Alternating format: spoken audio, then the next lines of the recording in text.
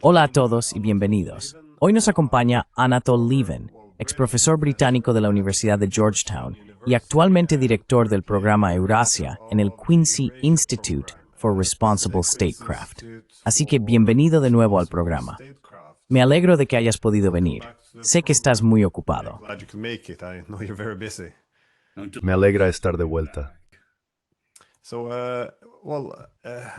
Así que quiero hablar sobre un artículo que escribiste recientemente titulado La arriesgada guerra de Europa contra la flota en la sombra de Rusia. Porque la guerra económica, en términos generales, puede desarrollarse en Europa en tres ámbitos. Por un lado, está el corte de acceso a tecnologías clave y bienes industriales, como lo que se está haciendo con los semiconductores en China. Por supuesto, también tenemos las sanciones financieras, que implican el acceso a bancos, monedas, sistemas de pago como SWIFT o incluso la incautación de fondos.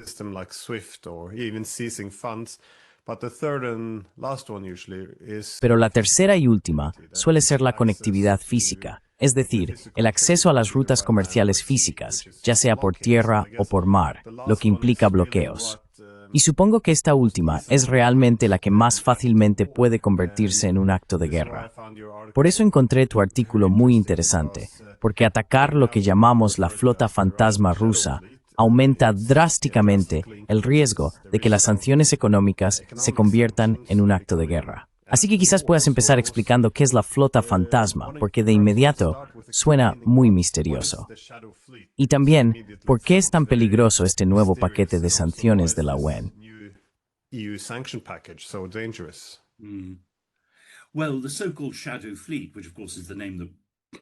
Bueno, la llamada flota en la sombra, que por supuesto es el nombre que le ha dado Occidente, está simplemente registrada bajo banderas internacionales. Es decir, normalmente estas son, como ya sabíamos desde hace tiempo, pero no hemos hecho nada al respecto, banderas bastante dudosas. Panamá, Chipre y así sucesivamente, Liberia, etc. Estas se están utilizando para transportar petróleo ruso, principalmente petróleo, aunque a veces otras cosas también, porque no estaban sujetas a las sanciones iniciales sobre los barcos con bandera rusa. La primera ronda de sanciones de la UE se dirigió a un centenar y pico, no recuerdo exactamente cuántos de estos barcos, lo que significaba que no podían atracar en puertos de la Unión Europea, no podían ser reacondicionados ni repostados allí, y podían ser detenidos en las aguas territoriales de los países de la UE, que por supuesto son bastante estrechas.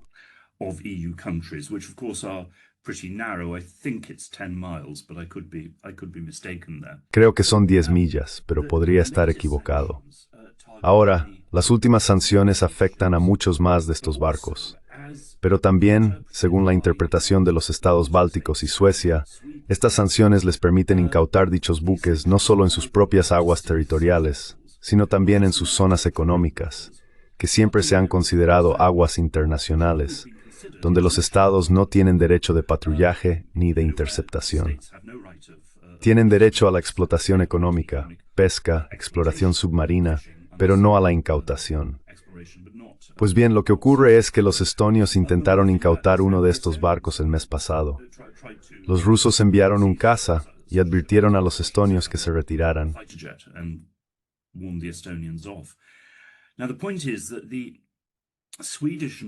Ahora bien, la cuestión es que las zonas económicas sueca y báltica cubren toda la parte central del Báltico. Eso significa que no solo aíslan a Rusia, San Petersburgo, de exportar cualquier cosa, sino que también aíslan el enclave ruso de Kaliningrado de San Petersburgo por mar. Ahora ya sabes, de hecho quiero decir, esto ilustra precisamente el peligro de ciertos tipos de sanciones, porque mediante una serie de pasos, y tengo que decir que ahora estoy en Europa, estoy en Francia, y nadie se ha dado cuenta de que esto es un paso adicional colosal.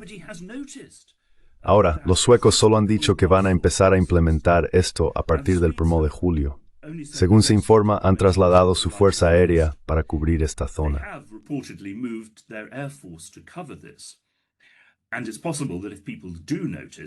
Y es posible que si la gente se da cuenta, la UE le diga a los suecos que se retiren Igual que en el 22, los lituanos, obedeciendo las sanciones de la UE, anunciaron que iban a bloquear el tránsito ruso hacia Kaliningrado. Los rusos amenazaron con la guerra y la UE se echó atrás. Así que eso podría volver a ocurrir, pero quizá no ocurra. Y en las redes sociales rusas hay voces que dicen, si lo intentan, hundidlos. Es contrario al derecho internacional. Estas son aguas internacionales. ¿Qué harían los estadounidenses en estas circunstancias? Todos sabemos lo que harían los estadounidenses en estas circunstancias. Por supuesto, hay otras formas de responder. Los rusos podrían decir, de acuerdo, pues interceptaremos vuestros barcos que pasen por el Báltico y los registraremos en busca de armas, o lo que sea. O los rusos podrían declarar una zona de exclusión aérea.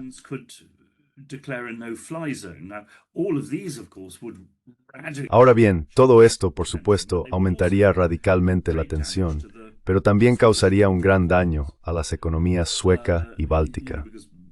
Ya sabes, porque Rusia podría anunciar, por ejemplo, que va a detener y revisar todos los barcos que entren en el Báltico para asegurarse de que no transportan armas, como hizo Estados Unidos con el bloqueo a Cuba, lo cual, como recordarás, nos llevó al mismísimo borde de una catástrofe nuclear. Así que todas estas son cosas en las que deberíamos estar pensando. Pero como digo, para mi asombro, la gente del establishment francés ni siquiera se ha dado cuenta aún de este peligro. He hecho todo lo posible por alertarles.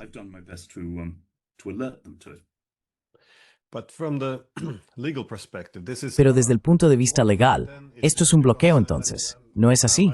Porque Maria Zakharova se refirió a esto como piratería, el intento de tomar barcos rusos. ¿Está de acuerdo con estas palabras, este lenguaje, pero también en términos del aspecto legal?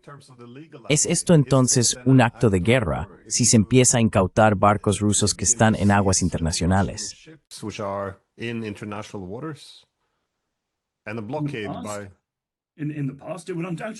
En el pasado, sin duda se habría considerado un acto de guerra. Ya sabes, en los siglos XVIII y XIX, sí. Y de hecho, tales acciones solo las llevaban a cabo países que estaban en guerra o que estaban dispuestos a ir a la guerra. Quiero decir, también merece la pena señalar, por supuesto, que estos cargamentos, este petróleo, se dirigen a países. En Occidente, la gente habla constantemente de cómo China está comprando petróleo ruso. Pero por supuesto, India también compra enormes cantidades de petróleo ruso, al igual que muchos otros países en todo el mundo. Ahora bien, hay una especie de, quiero decir, parte de ignorancia genuina y pura.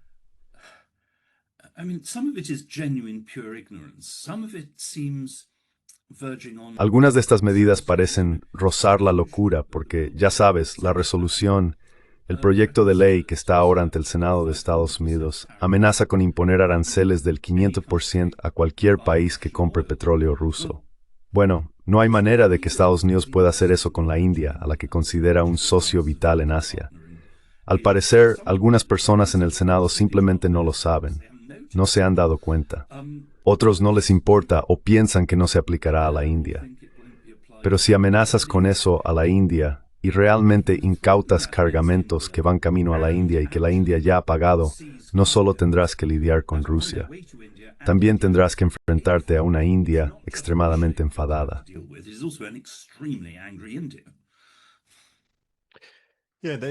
Sí, no les agrada en absoluto este intento de presionarlos con sanciones económicas, pero especialmente si, como dices, esto se convierte en un acto de guerra.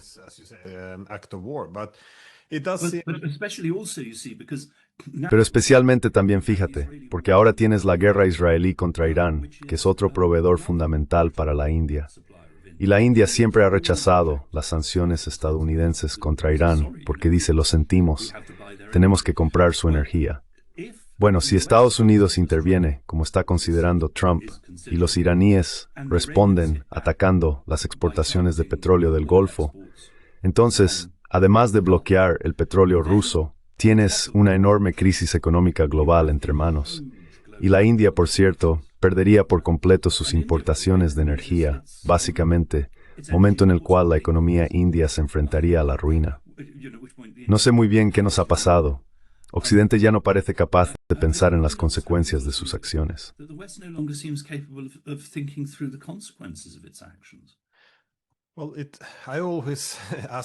Bueno, siempre me pregunto, cuando veo que surgen estos impulsos tan disparatados, ¿se basan en la ignorancia o en la beligerancia?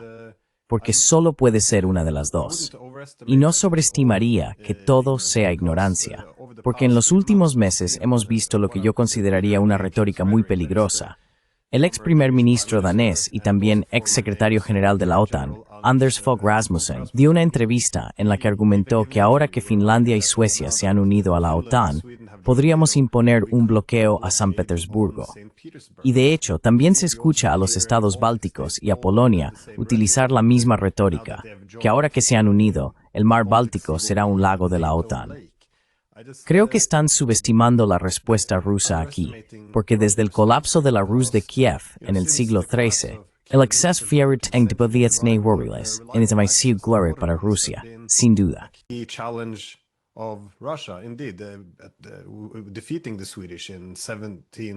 Derrotar a los suecos en 1721 en la Gran Guerra del Norte es realmente lo que convirtió a Rusia en una potencia europea, una gran potencia, al hacerla la principal potencia en el mar Báltico, convirtiéndola en una potencia marítima. Así que parece que estamos intentando revertir los últimos 300 años al cortar esencialmente a los rusos del mar Báltico.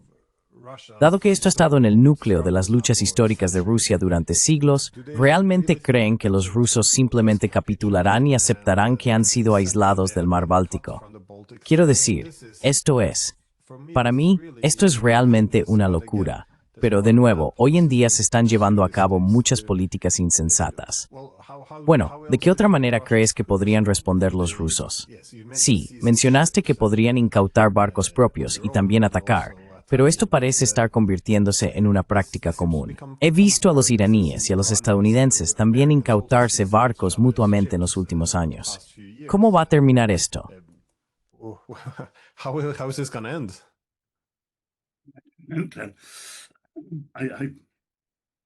No, Glenn, no lo sé. Quiero decir, sí, como dices, esto es un golpe histórico.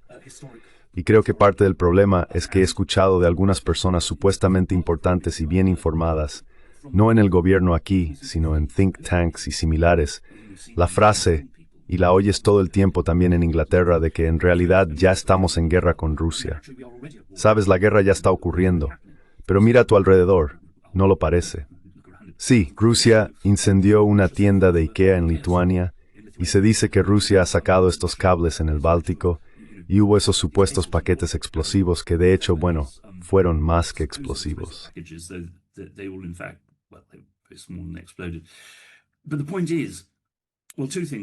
Pero la cuestión es, bueno, dos cosas. Primero, si la gente realmente cree que ya estamos en guerra con Rusia, entonces eso les da vía libre para hacer cualquier cosa. Se darán cuenta, si realmente entramos en guerra con Rusia, entenderán la diferencia bastante rápido.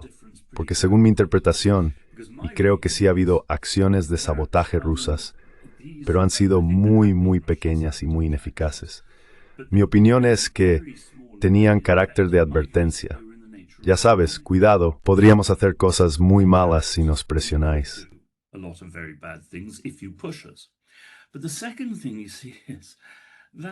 Pero lo segundo que se observa es que, por supuesto, la mayor operación de sabotaje desde que comenzó esta guerra, como bien sabes, no fue llevada a cabo por Rusia.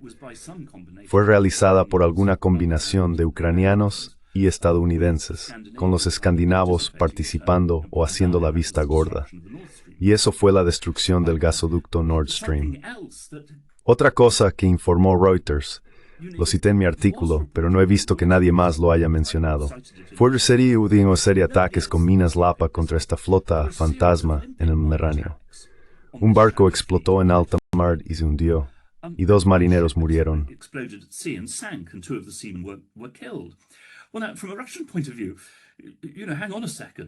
Bueno, ahora, desde el punto de vista ruso, ya sabes, espera un segundo. ¿Quién empezó esto? Así que me temo que los rusos creen que ahora tienen todo el derecho moral y legal de contraatacar. Pero, verás, lo otro sobre esto es que, por eso el resto del mundo ahora mira a Occidente y simplemente ya no nos escucha cuando hablamos de un orden basado en reglas o cualquier otra cosa. Porque ya sabes, especialmente Estados Unidos cita, yo intentaba ver la libertad, El pacto del derecho internacional que Estados Unidos debe defender. ¿Y ahora qué vemos? Una violación de las leyes fundamentales por nuestra parte.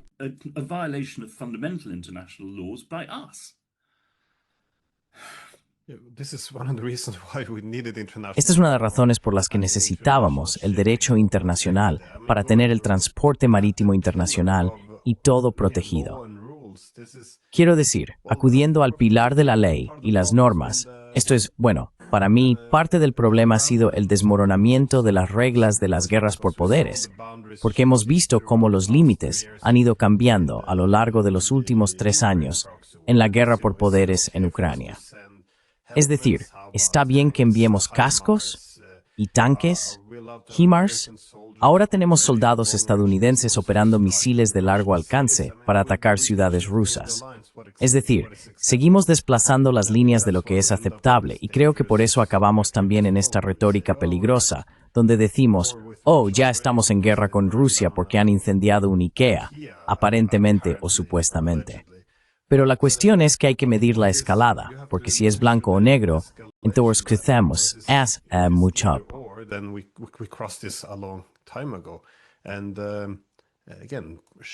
Y de nuevo, cerrar el transporte marítimo ruso, incautar sus barcos. Quiero decir, ¿cómo?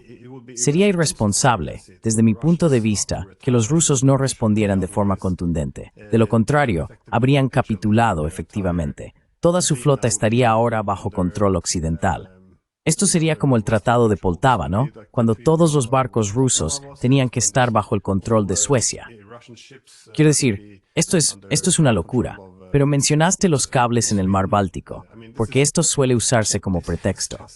Por cierto, Nord Stream también se utilizó como pretexto para que la OTAN aumentara su actividad y vigilancia en el mar Báltico, lo cual en realidad no cambió. Aunque ahora sabemos que la OTAN sabía que los rusos nunca estuvieron detrás de esto. Pero estos otros cables, ¿hasta qué punto se ha demostrado realmente que Rusia haya destruido alguno de estos cables? Porque que estas acusaciones han sido desmentidas.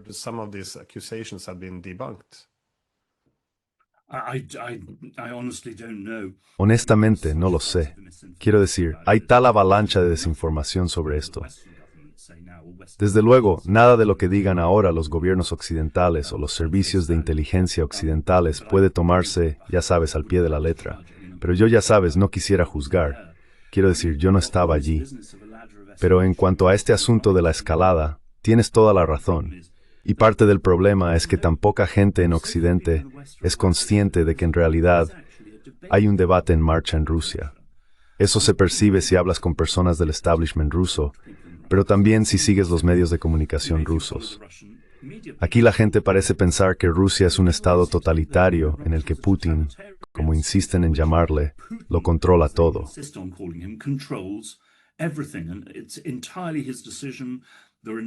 Es completamente su decisión. No hay opiniones que deba tener en cuenta, ni presiones. Y por supuesto, lo que tienes, y has tenido durante mucho tiempo, y que también formó parte de toda la rebelión de Prigozhin, son los sectores más duros de Rusia que piensan que Putin ha sido demasiado blando durante muchos años. Dicen que ha sido demasiado deferente con los alemanes y los franceses en el pasado. Ahora dicen, está demasiado ansioso por la amistad de Trump, y que Putin ha dejado pasar una escalada occidental tras otras sin represalias, y que en algún momento Rusia debe simplemente responder de forma masiva para marcar una línea roja.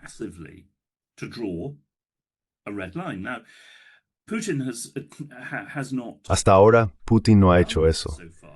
Al igual que, como sabes, en Rusia, los sectores más duros llevan años instando a Putin a lanzar una movilización masiva, reclutar a 3 millones, 4 millones de hombres, abrumar a los ucranianos y terminar esta guerra. Putin no quiere hacer eso. También está prestando atención a las condiciones económicas, como muestran sus últimas declaraciones. Así que quiero decir, la cuestión es que hay un debate y una lucha por la política en Rusia, pero gran parte de lo que estamos haciendo parece casi destinado a fortalecer a los sectores más duros, aquellos que realmente desearían una confrontación apocalíptica con Occidente.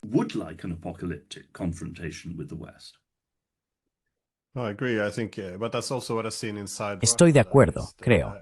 Pero eso es también lo que he visto dentro de Rusia. Es decir, después del ataque a sus bombarderos nucleares, es casi imposible que Rusia no intensifique o, ya sabes, adopte una postura mucho más dura. Y eso también lo hemos visto en las últimas 2 o 3 semanas.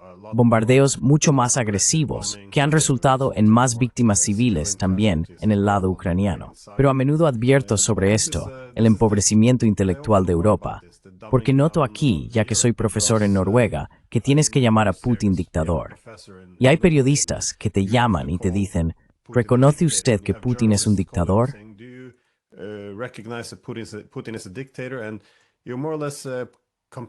Y te ves más o menos obligado a decir lo que sabes que no es correcto. Porque si dices, bueno, en realidad él no es un dictador, tiene todo un sistema político detrás que también tiene voz, entonces pueden calumniarte y decir, bueno, entonces eres prorruso porque te niegas a llamar dictador a Putin. Y el problema aquí con esta simplificación es que este análisis tan burdo da lugar a políticas muy torpes. Porque ahora pensamos, bueno, si Trump halaga lo suficiente el ego de Putin, Putin aceptará la paz. Pero él tiene todo un sistema político detrás. Es igual que Trump, no puede vender ningún acuerdo de paz en Ucrania, necesita al establishment político. Y lo mismo se aplica a Putin.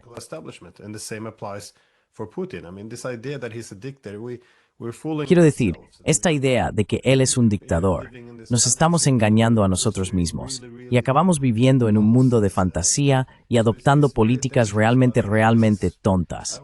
Así que es muy peligroso. Pero de nuevo, suelo insistir en este punto. La amenaza de ser vistos como prorrusos nos lleva a hacer cosas realmente estúpidas. Es como Alemania. Tienen que comprar petróleo ruso a través de la India. De lo contrario, serían prorrusos, así que no pueden pedir sentido común. Los rusos seguirán cobrando de todos modos. ¿Por qué pagamos al intermediario? ¿Por qué pagamos precios más altos? Bueno, el sentido común sugiere que esto no les conviene, pero tienen que hacerlo. Si no, también serán vistos como pro-Putin y por tanto pro-rusos. Y toda tu legitimidad será destruida. Te calumniarán y tu nombre será arrastrado por el barro. Así que tours en branigares overtours trabajarán y tirsen esta politud hinautodestructiva. Creo que estén ya bastante teds. It makes you quite exhausted, I think. Well, tell me about it. But I mean, you know, as I say, Bueno, cuéntame. Como digo, hay un debate en Moscú sobre los objetivos de la guerra y lo que Rusia realmente puede esperar ganar. ¿Cuáles deberían ser sus metas en esta guerra? ¿Debería comprometerse? ¿No debería comprometerse? Y ahora también existe ese debate en cierta medida en Washington, pero es muy difícil encontrarlo en Europa. Es decir, ese es el asunto. Sabes, yo y mi instituto, el Quincy, siempre hemos apoyado las sanciones, siempre que, ya sabes, estemos seguros de que perjudican más a Rusia que a nosotros, y siempre que no nos lleven realmente a una guerra. Pero la cuestión es que deben estar vinculadas a un objetivo concreto de paz. Y ese objetivo de paz también debe ser viable.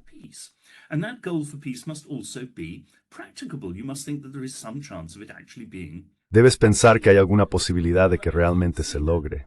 Y yo no lo veo así. Ya sabes, cuando preguntas a los europeos, dicen, oh, bueno, pero ya sabes, esta es la política de la Unión Europea. No podemos, ya sabes, no debemos desviarnos de eso.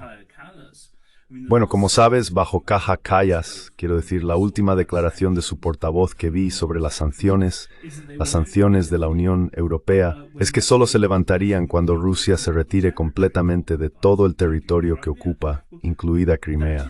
Bueno, eso simplemente no va a suceder. Pero al decir eso, le has dicho a los rusos, vale, las sanciones van a estar ahí, hagamos lo que hagamos, así que sigamos adelante. Has quitado una base de negociación fundamental de la mesa.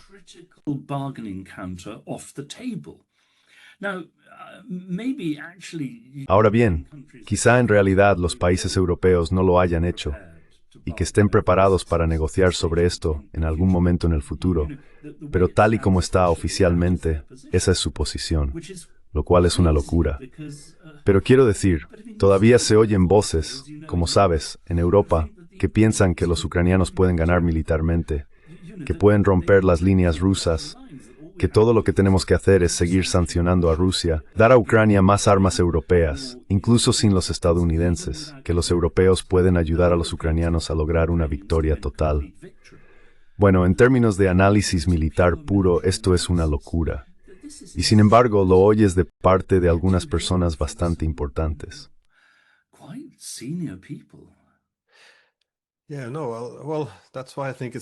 No, claro.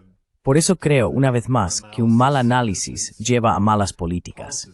Porque tal como lo veo ahora, los ucranianos han perdido la guerra. Y si solo prolongamos esto, haciendo que la pierdan más lentamente y con más pérdidas humanas, no van a poder recuperarse ni reconstruirse. Y Ucrania va a ser un caso perdido durante décadas y décadas. Y eso va a ser malo, por supuesto, para los ucranianos, los europeos, los estadounidenses también, por nuestro propio bien, así como para los rusos.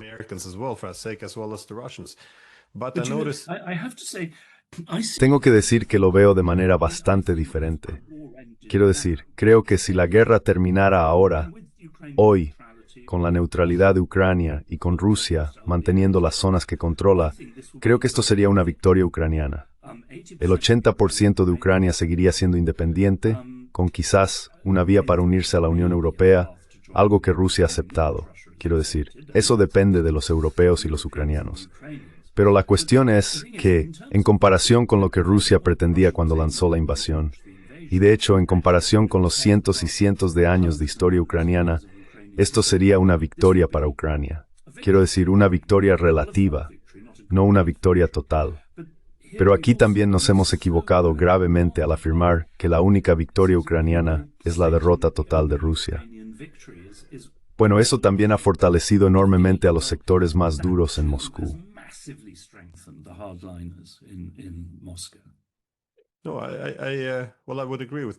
Bueno, estoy de acuerdo con eso, que Ucrania podría beneficiarse enormemente ahora si pusiera fin a la guerra. Ese era mi punto, que si continúas esta guerra y cientos de miles de ucranianos más van a morir, será muy difícil reconstruir lo que quede del país. Por eso me sorprende tanto que si haces este argumento aquí, que los ucranianos ya han perdido la guerra, así que al menos detengamos la hemorragia, entonces los periodistas y el gobierno vendrán y dirán, bueno, no es así. De hecho, si dices que los ucranianos están perdiendo, eso es una narrativa que tiene la función de reducir el apoyo público a la guerra.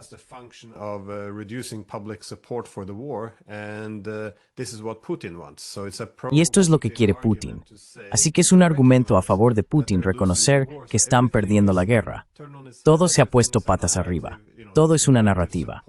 La narrativa apoya que Ucrania continúe la guerra o apoya reconocer que hemos perdido y que esta es la realidad. Eso queda en segundo plano. No debatimos, solo hablamos de lo que nuestras narrativas pretenden lograr y de si nos favorecen a nosotros o a ellos. Esterchen Thuriwian Puestas en Institut's Growth.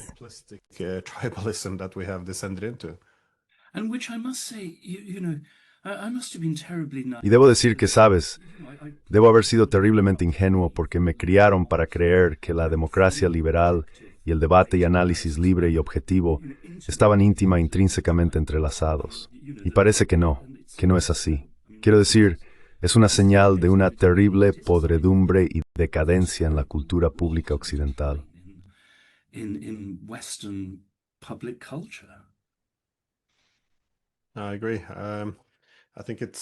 Estoy de acuerdo. Creo que partimos de una democracia liberal, una gran idea de una sociedad abierta, que te permite corregir el rumbo y reconocer cuando tus políticas son peligrosas. Y la convertimos en una ideología de, ya sabes, el bien contra el mal, en la que nos volvemos aún más enfocados y menos dispuestos a reconocer las preocupaciones de seguridad de nuestro oponente. No podemos negociar con ellos porque son tan malvados, porque todo lo que hacen tiene que interpretarse a través de este prisma de democracia liberal frente a autoritarismo. Pero Terry Pratchett, el novelista inglés, dijo que lo que tenemos ahora no es democracia, sino democratismo.